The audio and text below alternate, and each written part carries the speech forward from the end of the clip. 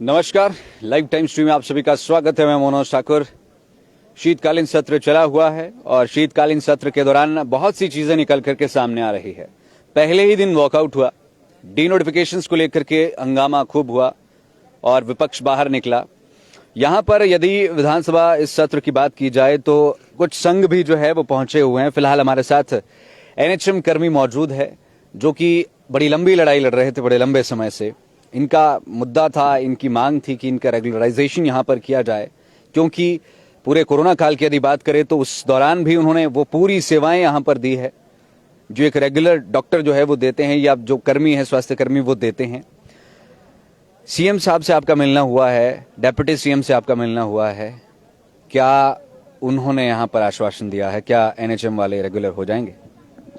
सबसे पहले तो मैं आपका धन्यवाद करना चाहता हूं कि आपने टाइम टू टाइम हमारी आवाज़ जो है सरकार तक पहुंचाई है और पिछली बार भी आपने हमारी बहुत ज़्यादा सरकार तक मांग पहुंचाने में हेल्प की है, तो उसके लिए आपका धन्यवाद। और उम्मीद करता हूं कि आगे भी आप ऐसे ही सहयोग देते रहेंगे हमें।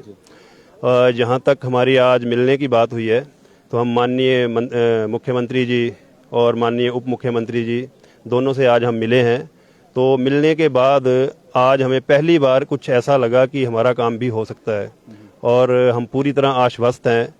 जैसे कि आपने देखा है कि एम्प्लॉयज़ के हक में इन्होंने ओपीएस के लिए एक बहुत बड़ा फैसला लिया है। तो अगर उसके कंपैरिजन में हम देखें तो हमारा एनएचएम का तो उसके 10% भी नहीं है।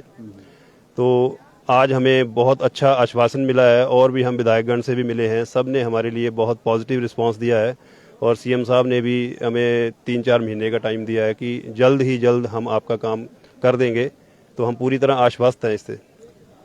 आप लोगों के संघर्ष की बात करें तो अलग अलग तरीके से जो है वो संघर्ष सामने आया, आपको उसका कई बार जो है वो गुस्से का भी सामना करना पड़ा, ये चीजें यहाँ पर रही है। क्या आपकी मांग थी अल्टीमेटली, और पिछली सरकार ने उस मांग पर कितना कार्य किया, इस पर क्या कहें? देखिए, हमारी पिछले 20-22 वर्षों से एक ही मांग रही है, वो है रेगुलर पॉलिसी की। पिछली सरकारों ने हमारे साथ जब भी हमने अपनी मांग पहुंचाई उन तक तो कोई ना कोई छल करके उस मांग को तोड़ मरोड़ के हमें थोड़ा बहुत वित्तीय लाभ देके हमारा मुंह बंद करने की कोशिश की है और पिछले 20-22 वर्षों से हम यही चीज़ लगातार झेलते आ रहे हैं। पर इस बार जो हमें एक उम्मीद की किरण जागी है, वैसे भी मुख्यमंत्री जी साफ तौर पे बोल रहे हैं कि हम यहाँ पे व्यवस्था परिवर्तन करने आए हैं। तो हमारा एनएचएम का जो 20-22 वर्षों से जो शोषण हो रहा है, ये भी एक व्यवस्था परिवर्तन के उसी के दायरे में आता है और जैसे हमें आश्वासन मिला है हम पूरी तरह आश्वस्त हैं। तो लग रहा है कि हमारा काम जल्दी ही होने वाला है। सर, यहाँ पर इस तरह की बात आती थी कि एनएचएम सेंट्रली फंडेड है या इस तरह की चीजें हैं, इसे स्टेट लेवल पर, अपने लेवल पर करना मुश्किल है। ये कितनी बातें सत्य है, क्या इसमें सच्चाई? इसके संदर्भ में अगर मैं आपको बताना चाहूँ तो सर्व शिक्षा अभियान वो भी सेंटर से फंडेड था और हमारे ई गवर्नेंस में है। तो इन सारे जो भी सोसाइटीज़ थी इसमें भी जितने एम्प्लॉय थे सबको लाभ दिया गया है, रेगुलर किया गया है, उनके लिए रेगुलर स्केल दिया गया है। तो एनएचएम भी उसी की तरह वैसा ही फंडेड है। इसमें 90 और 10 की रेशो है जो चलती है। तो मैं नहीं समझता कि सरकार के ऊपर बहुत ज़्यादा बोझ पड़ने वाला इसमें। तो अगर वो उनको कर सकते हैं तो उनके सारे डॉक्यूमेंट भी हमारे पास है, वो भी हम पेश करने के लिए तैयार हैं। पहले भी हमने लगाए हैं साथ। और पिछली गवर्नमेंट में जो हमारा सर्व शिक्षा अभियान के ऊपर एक ड्राफ्ट तैयार हुआ था तो बहुत ही अच्छा ड्राफ्ट था वो भी, पर लास्ट टाइम पर वो भी तोड़ मरोड़ के उसको मतलब ख़त्म कर दिया गया और हमारे जो लाभ थे वो वहीं पे रोक दिए गए। हमें काफ़ी आश्वासन दिए पर आश्वासन के बाद हमें उसके ऊपर कोई काम नहीं दिखा, ना ही कोई नोटिफिकेशन ऐसी हुई जिससे हम संतुष्ट हों कि हमारे लिए कुछ हुआ है। तो क्या अब आप नई सरकार के रेगुलर टच में रहेंगे?